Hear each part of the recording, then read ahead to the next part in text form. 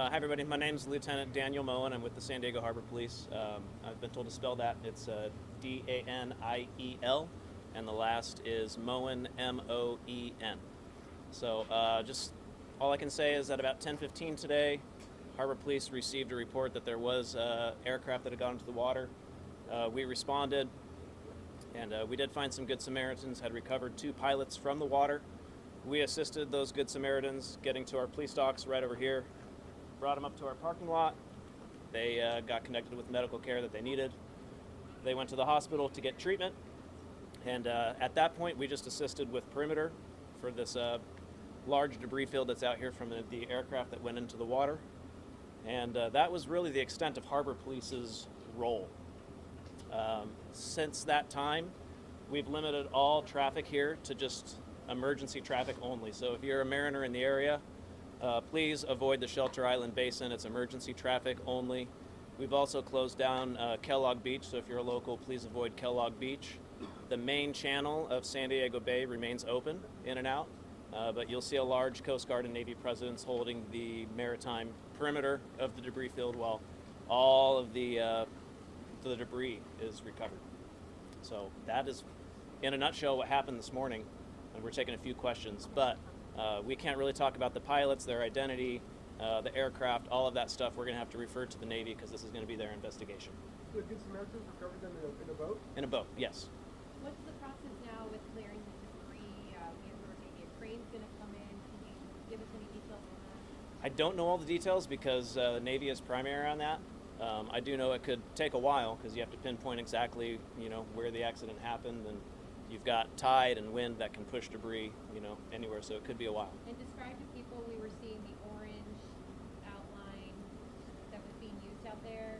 So that's a boom that is made to kind of prevent environmental spills from expanding, prevent the debris field from expanding, and kind of set the perimeter.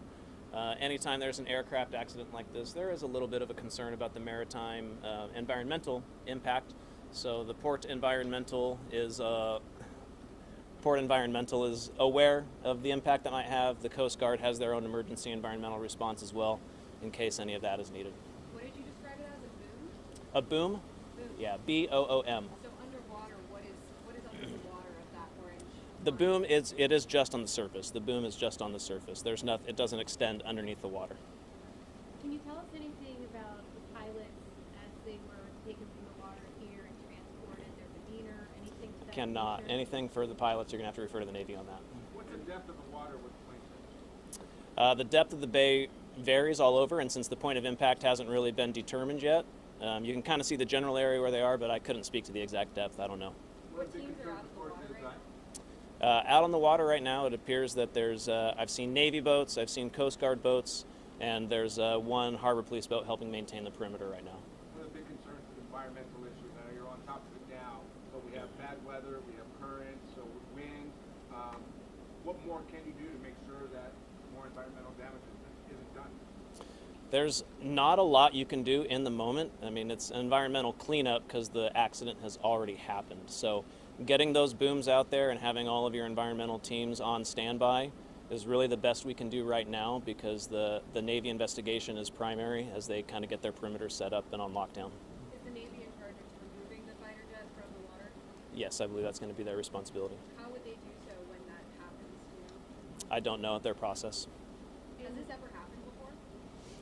I believe there was a helicopter crash in the bay years ago. I don't remember the exact date of that, though. What's the intention of the maritime closure and how long is that expected to last? We'll lift it as soon as we can.